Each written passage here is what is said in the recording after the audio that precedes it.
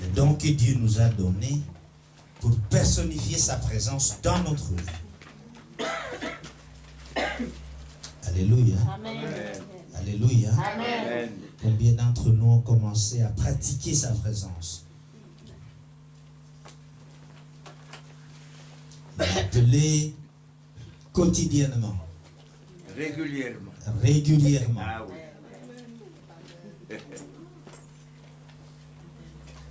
Et bien, vous êtes en train de pratiquer ce qu'on appelle l'habitude. Amen. Et une fois que l'habitude est installée, vous n'êtes plus maître. Amen.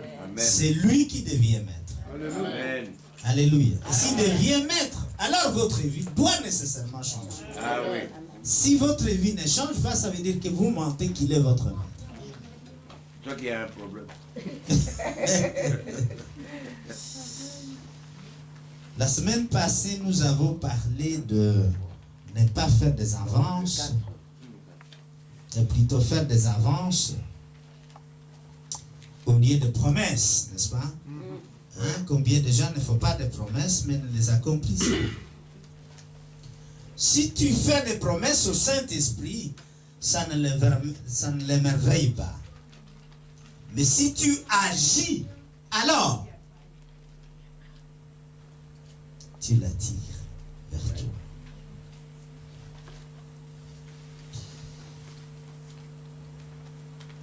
Vous avez commencé la pratique avec lui. Vous avez instauré éventuellement chez vous une place de la rencontre avec lui.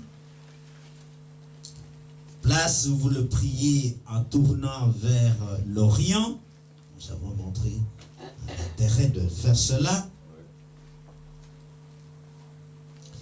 Eh bien, je vous assure, vous allez commencer à expérimenter sa présence réelle dans votre vie. Et par ces expériences, vous allez expérimenter de nouveaux horizons.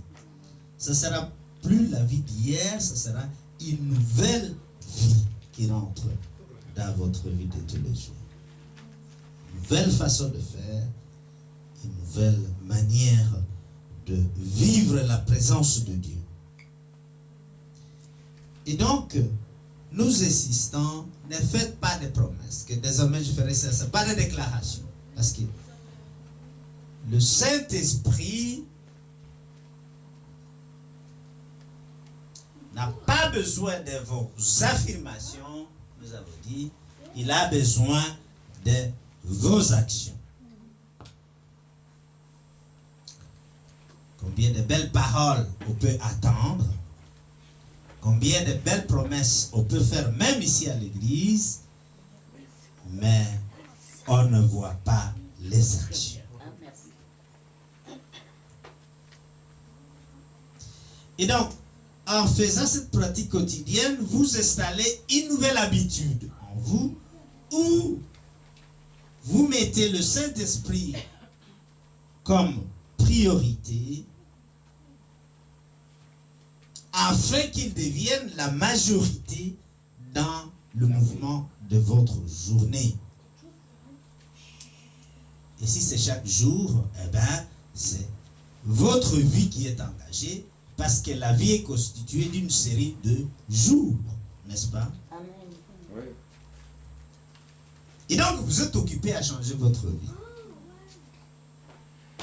Est-ce que tout le monde est conscient de cela? Ah oui. Amen. Ou bien seulement quelques-uns qui se sont engagés à pratiquer? On est conscient. Merci beaucoup. Amen. Il y en a beaucoup qui ne répondent pas, donc ils ne sont pas conscients. Je vous parle, n'est-ce pas? Amen. Si vous êtes présent, répondez-moi. Amen. On est conscient. Sinon, je vais croire que vous n'avez pas attendu, je vais crier.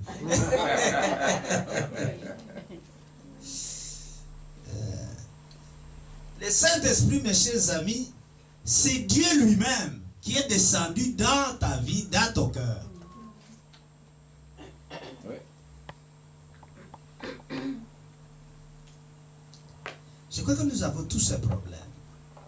Si c'était le roi Philippe qui était venu et descendu chez toi, ça serait autrement, je crois, non? Ah oui. Avec sa garde royale. Ouais. Mais ici, vous avez plus que Dieu, comme dit la Bible.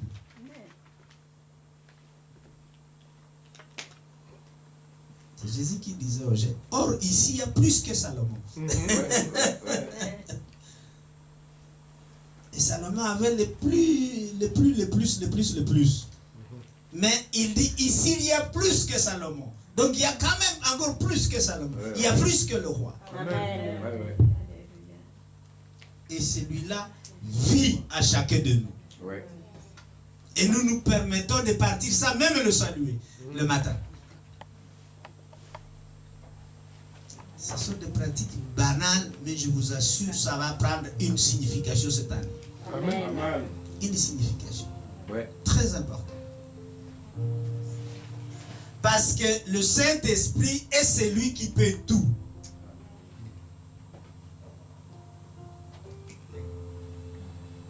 Il n'est pas concerné par vos luttes ou vos bagarres, vos batailles avec la vie. Non, puisqu'il est plus que cela. Ça ne l'effraie pas. Parce qu'il peut tout changer en un clin d'œil. Et vous avez celui-là dans votre cœur. Ouais. Je ne sais pas si vous réalisez.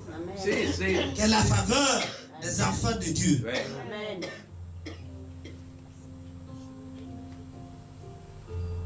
Et quand tu te tiens devant un non-croyant, tu as l'air d'uriner dans ta culotte parce que tu n'as pas l'assurance. Alors que celui qui est en toi est plus grand que tout ça. Amen. Amen. Il est celui qui te réconforte, dit la parole de Dieu. Ouais. Le consolateur. Catastrophes sont prévues, ça arrive, mais il est celui qui va te consoler. Il est l'esprit de vérité. Quand on n'a pas la vérité, mais on lui demande, il nous dira la vérité. Il nous dira la vérité.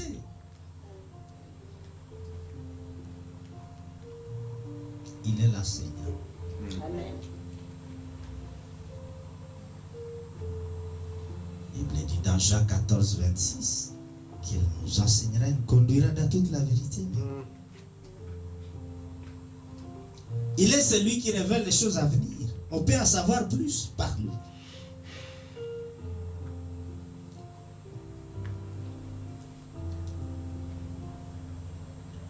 Et donc, si nous demeurons dans sa présence, mes chers amis, nous aurons accès à toute une série de choses. Il parlera. Il faut l'écouter.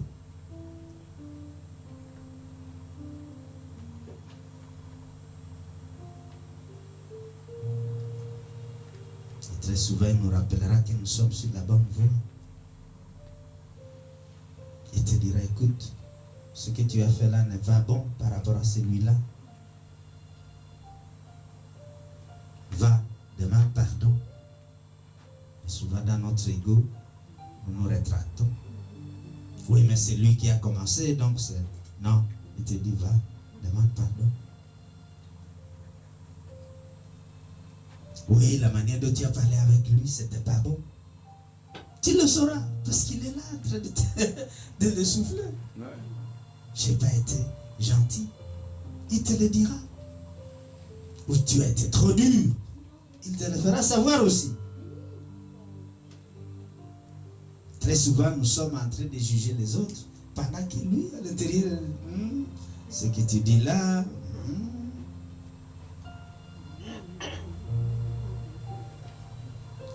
Nous avons besoin de ne pas l'attrister, mes chers amis. Nous avons besoin de sa force. Et surtout, nous avons besoin de lui pour discerner. C'est lui qui amène tous ces dons même de discernement. Avec qui nous pouvons continuer. Avec qui nous pouvons faire telle ou telle chose. Avec qui nous pouvons nous associer dans notre vie. C'est aussi lui qui va nous donner le courage. Et donc vraiment nous avons à notre disposition la personne qui peut rendre notre vie un peu plus agréable ici sur la terre.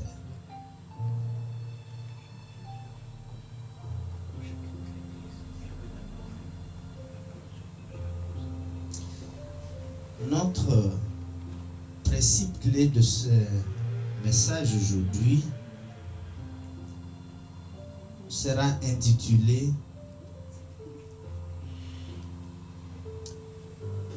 « N'essaye pas de lui cacher ce qu'il connaît déjà. »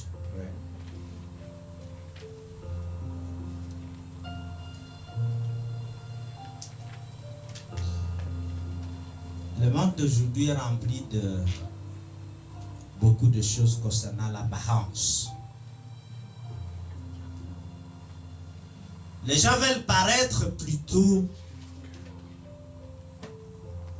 qu'être. Nous voulons nous présenter sous la meilleure image.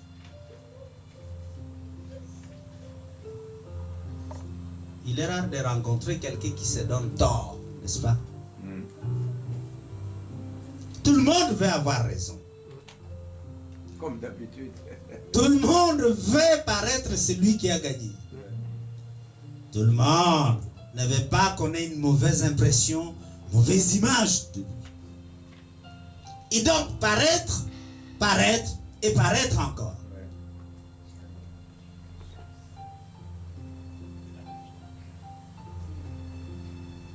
Combien va au tribunal à se disant je suis déjà vaincu, je vais confesser. Sauf si l'avocat dit non, si tu confesses, peut-être ça pourra alléger ta peine. Mais souvent, on veut toujours avoir raison.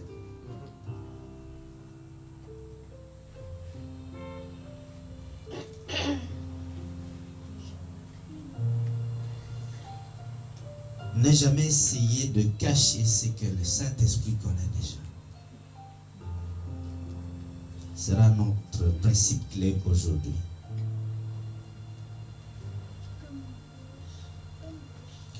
Il n'y a rien de plus mauvais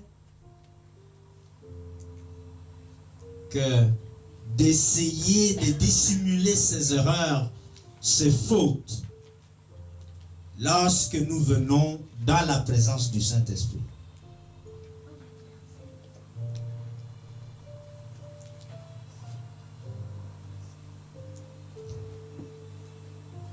Je reprends.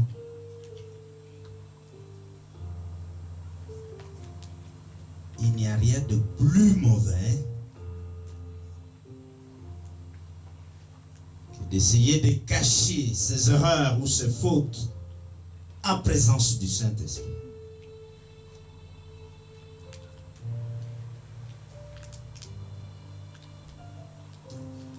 Cette chose, c'est lorsque on veut nier ses erreurs, ses fautes, ses faiblesses surtout, en présence du Saint-Esprit.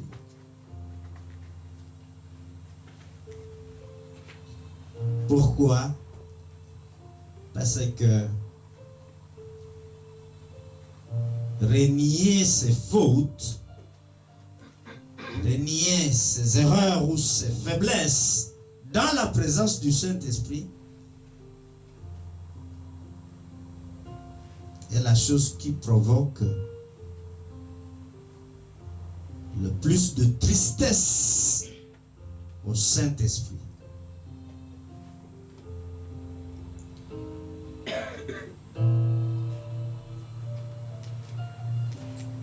On affiche une chose, alors qu'en réalité, il y a autre chose. C'est la mode aujourd'hui. C'est la mode aujourd'hui. Tout le monde veut paraître.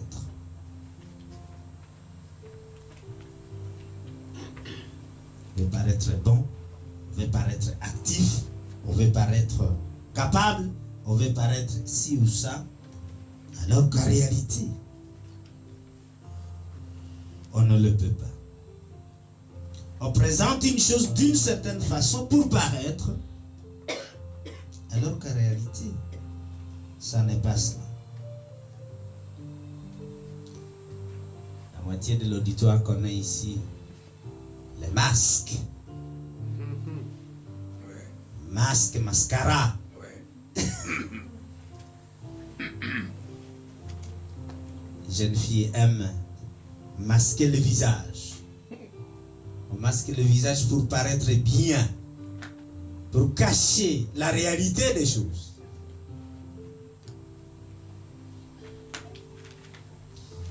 Nous allons dire quelque chose à ce sujet.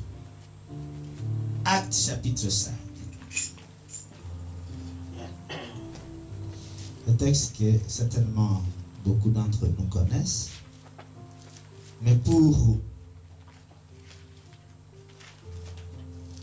marcher avec le Saint-Esprit, mes chers amis, tu n'as pas besoin de paraître. Tu as besoin de t'ouvrir, d'être honnête.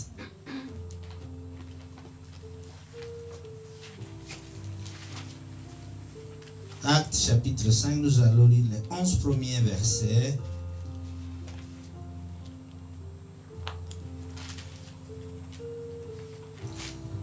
C'est un peu plus fort, hein? Fruit de la justification par la foi. Ainsi donc, déclarés justes sur la base de la foi, nous avons la paix avec Dieu par Non, l'intermédiaire. Actes chapitre 5. Ouais. Actes chapitre 5, du premier verset au verset 11. Cependant, un homme appelé Ananias, avec Saphira, sa femme, vendit une propriété et garda une partie du prix en accord avec sa femme. Il apporta le reste et le déposa aux pieds des apôtres. Pierre lui dit, Ananias, pourquoi Satan a-t-il rempli ton cœur au point que tu aies menti au Saint-Esprit et gardé une partie du prix du champ? S'il n'avait pas été vendu, ne te restait-il pas? Et après l'avoir vendu, n'avais-tu pas le droit de disposer du prix? Comment as-tu pu former dans ton cœur un projet pareil? Ce n'est pas à des hommes que tu as menti, mais à Dieu. Quand Ananias entendit ces paroles, il tomba et expira. Une grande crainte s'empara de tous ceux qui la prirent. Les jeunes gens se levèrent pour envelopper le corps, puis ils l'emportèrent pour l'enterrer. Environ 3 heures plus tard, sa femme entra sans savoir ce qui était arrivé. Pierre lui adressa la parole. « Dis-moi, est-ce bien à ce prix que vous avez vendu le champ ?» Oui, répondit-elle. « C'est à ce prix-là. » Alors Pierre lui dit, « Comment avez-vous pu vous mettre d'accord pour provoquer l'Esprit du Seigneur? Ceux qui ont enterré ton mari sont à la porte et ils vont t'emporter toi aussi. » Elle tomba immédiatement aux pieds de l'apôtre et expira. Quand les jeunes gens rentrèrent, ils la trouvèrent morte et l'emportèrent pour l'enterrer à côté de son mari. Une grande crainte s'empara de toute l'Église et de tous ceux qui apprirent ces événements. Amen. Amen. Amen. Amen. Amen. Amen. Amen. Amen. Attention au Saint-Esprit. Alléluia. Levons-nous et prions.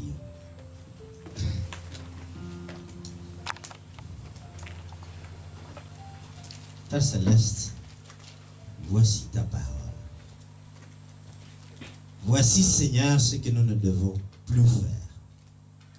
Voici, Saint-Esprit, ce que tu as fait au début de la première église et que tu es prêt de répéter dans cette maison. Seigneur Dieu, touche chacun ici qui a entendu ce message. Seigneur Saint-Esprit, éveille nos consciences à la vérité. Éveille nos consciences, Seigneur, à dire ce qui est, plutôt que de vouloir paraître. Seigneur, élève la conscience de ceux qui attendent cette voix, afin que, Père, nous prenions toute la dimension d'être tout à fait honnête, sérieux avec toi. Seigneur Dieu, tu as fait beaucoup de promesses dans cette maison. Et nous savons que quand tu parles, tu le fais. Nous voudrons nous aligner, Seigneur, à la manière dont tu fonctionnes, afin que nous puissions être participants à la démonstration que tu as commencé à faire dans la vie de chacun et de chacune des personnes ici présentes. Ouvre la conscience de chacun à accueillir ce que tu veux nous enseigner en ce matin, du début de mars, afin que, Seigneur, cette année que tu as déclarée, l'année de la restauration et l'année de changement pour les décennies qui viennent, puisse être vraiment un nouveau départ avec toi, avec toute ta puissance et avec toute la manifestation du Dieu vivant. Dans le nom de Jésus. Amen. Amen. Asseyez-nous dans sa présence. Amen. En ce temps-là, lors de la première église, qui venait de commencer avec les disciples, il y avait la communauté. Et dans la communauté, il fallait que chacun apporte la part de ce qu'il gagnait au pied des apôtres pour pouvoir bénir. Et surtout que cela fasse partie de ce qui va permettre le fonctionnement de la communauté, de la vie commune dans la communauté.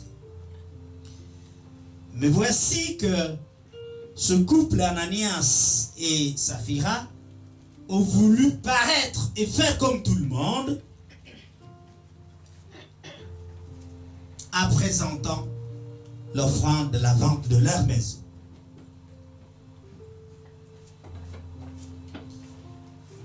Ils faisaient comme tout le monde. Mais en réalité, ils avaient dissimulé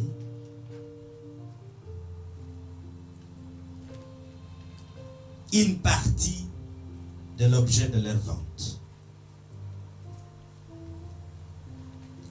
Ils ont voulu paraître, croyant que personne ne pourra le remarquer, comme font beaucoup de chrétiens. Et voici que le Saint-Esprit, qui connaît toutes choses, les a démasqués.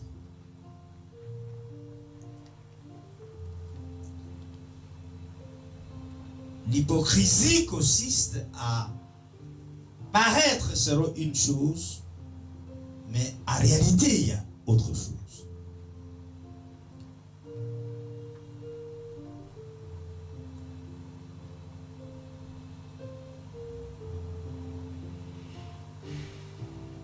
L'hypocrisie, c'est dire une chose et faire une autre.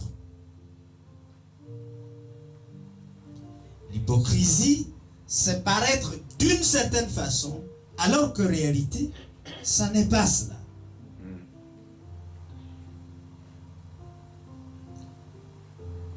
Je disais tout à l'heure que la chose qui attriste le plus le Saint-Esprit, c'est justement cette hypocrisie. Beaucoup reprochent aux chrétiens d'être des hypocrites. Parce qu'ils disent une chose et ils font une autre. Ils paraissent une chose, mais en réalité, ils vivent autre chose. Le Saint-Esprit est attristé par cela.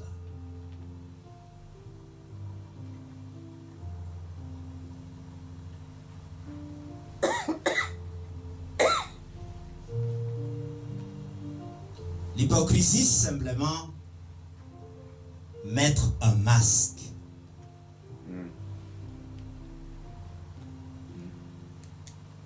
Et les mamans qui ont été des jeunes filles connaissent cela.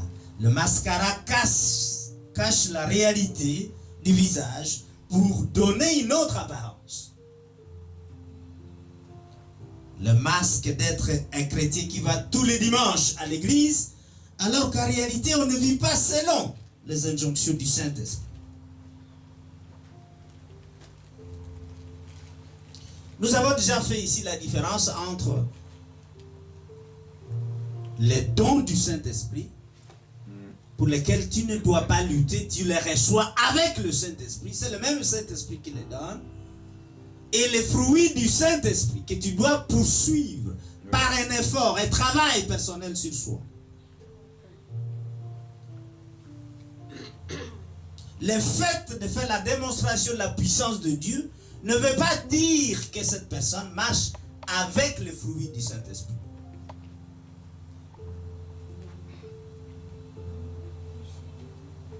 Tu peux être puissant, faire des miracles, mais ne pas avoir la nature de l'Esprit de Dieu. C'est pour ça qu'il dira à ceux-là qui diront, mais Seigneur, nous avons fait des miracles à ton nom. Et les gens ont vu les miracles. Et Jésus dira, loin de moi, je ne vous reconnais pas. Ce dont Dieu parle ici, c'est que nous devons vivre dans l'honnêteté. Ouais. Ça ne offense pas le Saint-Esprit si tu lui dis je suis faible, je ne suis pas capable de manifester ceci. Avoue tes faiblesses au Saint-Esprit plutôt que de faire de l'apparence. Ouais. Présente-lui tes incapacités, présente-lui tes fautes, tes erreurs. Tout le monde a faim.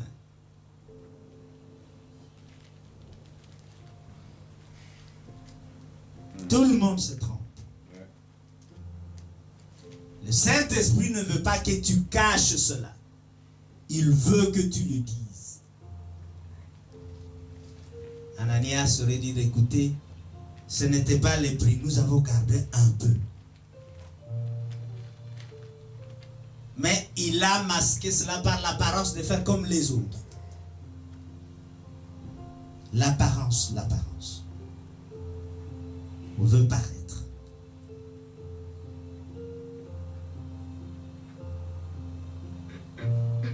Il faut que ce que nous disions corresponde à ce que nous sommes. Dans la réalité.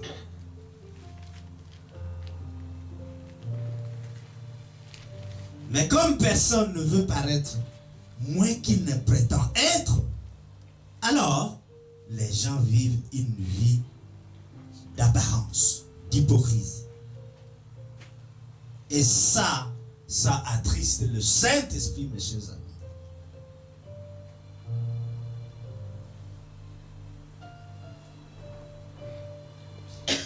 Le couple a prétendu amener le prix juste de ce qu'ils ont vendu. Alors qu'en réalité, ils avaient dissimulé.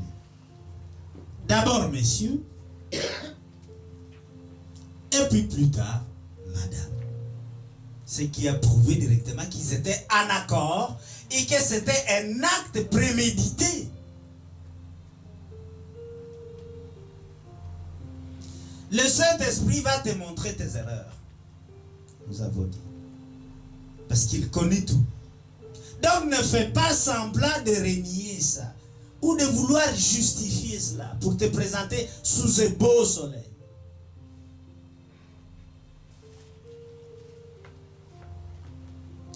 Sois simple, sois honnête devant lui. Il ne va pas te condamner. Non. Jésus n'est pas venu pour condamner, mais pour sauver. Ça, c'est l'attitude que doit avoir un chrétien. Au lieu de pointer les doigts aux autres qui ne croient pas. 4 doigts pointent vers toi.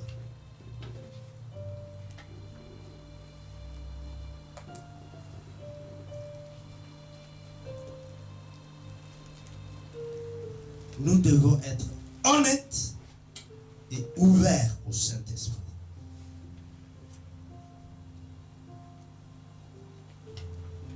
Parce que quand tu es malhonnête de cette façon-là, ça veut dire que tu te moques de l'intelligence et de l'omniscience du Saint-Esprit. Ouais. Et là, il est attristé. Ouais. Parce que tu le remets au ras des pâquerettes en montrant qu'il ne peut même pas savoir ce qui se passe dans ton cœur. C'est se moquer des gens. Il les a tués parce que ils ont déclaré une chose et la réalité de ce qu'ils avaient fait était une autre.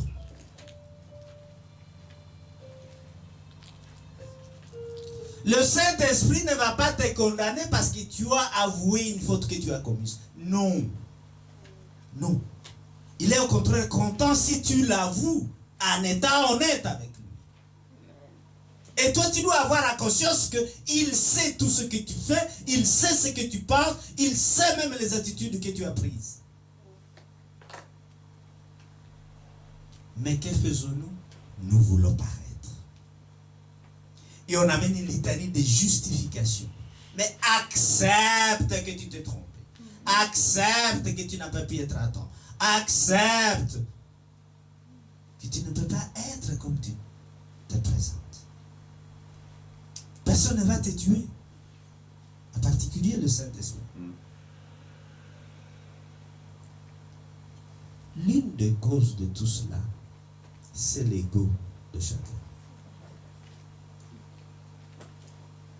L'ego est l'ennemi des choses spirituelles. Je ne veux pas que les gens commencent à